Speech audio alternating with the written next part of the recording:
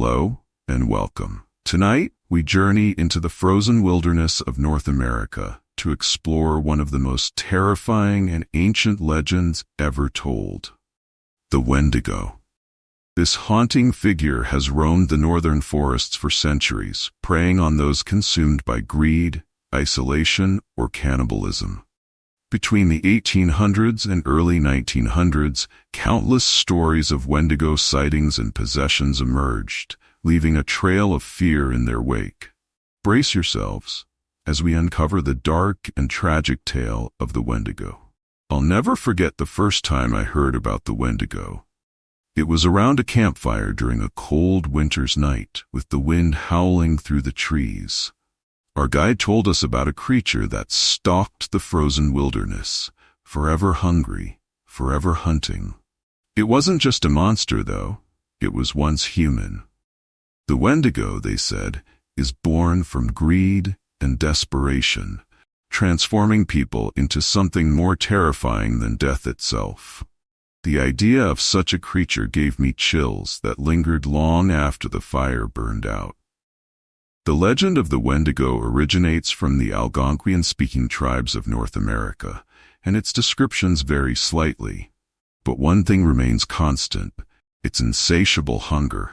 The creature is said to be unnaturally tall and thin, its body emaciated, with skin pulled tight over its bones.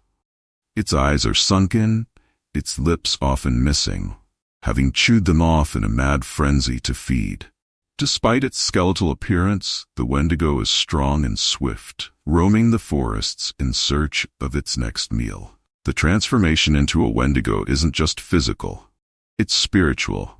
Legend has it that anyone who succumbs to cannibalism in the wild or becomes overtaken by greed and isolation risks being possessed by the Wendigo's spirit. Once it takes hold, there's no going back. The person is consumed by an overwhelming hunger for human flesh. They lose their humanity, turning into something monstrous, wandering the wilderness in eternal starvation, driven only by the urge to feed. One of the most chilling real-life encounters with the Wendigo happened in 1879. Swift Runner, a Cree trapper, was charged with murdering and cannibalizing his family during a brutal winter in Alberta, Canada. Despite being only a short distance from the nearest supply post, Swift Runner claimed that he had been possessed by the Wendigo's spirit. His mind had fallen into madness, and he became consumed by hunger. The court didn't believe him, and he was executed, but his case became infamous for its connection to the Wendigo legend. Swift Runner's story wasn't an isolated incident. In the late 1800s and early 1900s, reports of Wendigo sightings and possessions were common throughout Canada and the northern United States. Those who encountered the creature spoke of a malevolent presence that haunted the forests during the coldest months of the year. Some claimed to hear its eerie cries in the distance, while others swore they had seen the creature, watching them from the shadows, always hungry, always waiting. The Wendigo is more than just a creature of folklore. It's a symbol of the dangers of isolation and greed.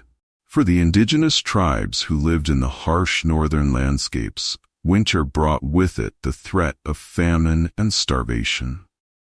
The Wendigo legend served as a cautionary tale, warning against the evils of cannibalism and greed. To give in to such base instincts was to lose one's soul, becoming something less than human, forever cursed to roam the wilderness in search of flesh. Psychologists have even recognized a condition known as Wendigo psychosis. It was believed that some people, despite having access to food, developed an uncontrollable craving for human flesh. These individuals often feared they were becoming Wendigos and would beg for help before they lost control entirely. Whether this was a true psychological disorder or a result of folklore-induced hysteria, no one can say for sure. But the fact that it existed only added to the power of the Wendigo myth. The territory of the Wendigo was vast. It roamed the forests of the northern United States and Canada, particularly in regions where winters were long and unforgiving. The frozen landscapes of Minnesota, Ontario, and Quebec were said to be its preferred hunting grounds. People living in these remote areas were always on edge during the winter months, especially when food supplies grew scarce.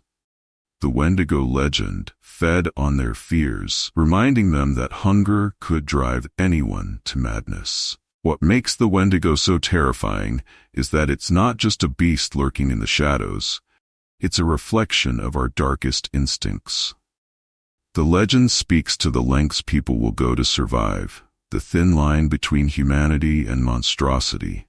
The Wendigo is a physical manifestation of that fear, an embodiment of what happens when survival at any cost takes over. When I first heard this, I realized that the Wendigo wasn't just a monster. It was a warning about the dangers that live within us all. In many ways, the Wendigo is a spirit of punishment. It punishes those who overconsume, who betray their own people in times of hardship, or who take more than they need. The Wendigo legend is filled with tales of hunters who became too greedy, settlers who resorted to cannibalism in desperate times, and even entire communities that fell apart when food became scarce. Each of these stories ends the same way, with someone being consumed by the Wendigo, either figuratively or literally. One account from the early 1900s tells of a fur trapper who was found deep in the woods, his body mangled beyond recognition. Locals whispered that he had fallen prey to the Wendigo after spending months in isolation.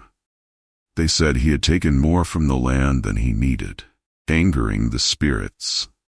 His fate served as a grim reminder of what could happen if you lost respect for the land, for others, and for the delicate balance between survival and destruction. The Wendigo's influence didn't stop with these isolated communities. As tales spread, the creature made its way into books, films, and television. But no matter how many times the legend has been retold, the core message remains the same. The Wendigo is a reflection of human greed and desperation. It's a reminder of what happens when we allow our most primal instincts to take over. It's what makes the legend endure long after people stop fearing the wilderness as much as they once did. Even today, stories of the Wendigo persist. Hikers and campers have claimed to feel a presence while deep in the northern woods, a cold wind that seems to carry a warning, or shadows that move just out of sight. Some even claim to have seen the Wendigo itself, a gaunt figure, its eyes glowing in the darkness, watching from a distance. Whether these encounters are real or simply the power of suggestion, one thing is certain. The Wendigo legend continues to haunt those who dare to venture too far into the wilderness. The Wendigo's legacy has also become tied to the very idea of winter survival. Many believe the creature emerges in the coldest months, when people are most vulnerable to hunger and desperation. The Wendigo waits for moments of weakness, for the loneliness and isolation to set in. And when it does, the transformation begins. This transformation isn't just physical, it's a descent into madness. The more you give in, the more you lose your humanity, until all that's left is the Wendigo's insatiable hunger. In some stories, the Wendigo is depicted as a spirit that cannot be killed. Even if its physical form is destroyed, its essence lingers, waiting for the next victim to fall into its grasp. Those who encounter it often find themselves haunted for the rest of their lives, unable to shake the feeling that they're being watched, hunted. The Wendigo, in many ways, is like a curse, one that's passed down from generation to generation, a warning to anyone who dares to give in to their darkest instincts. When I think of the Wendigo, I can't help but wonder how close we all are to becoming something like it. We all have moments where we feel consumed by our own desires, where the line between need and greed becomes blurry. The Wendigo legend isn't just a tale of a creature. It's a reflection of what happens when we let our darkest impulses take control. It's a reminder that, in the right circumstances, anyone could lose themselves to the hunger that lives inside. So, is the Wendigo real? Maybe it's not a physical creature, stalking the forests, but the fear it represents, the fear of losing our humanity to greed, hunger, or madness, is very real. The Wendigo serves as a timeless warning of what we could become when pushed to the edge. As long as there are dark forests and cold winters, the legend of the Wendigo will endure. And if you ever find yourself alone in the woods, remember, some hungers can never be satisfied. Thanks for watching.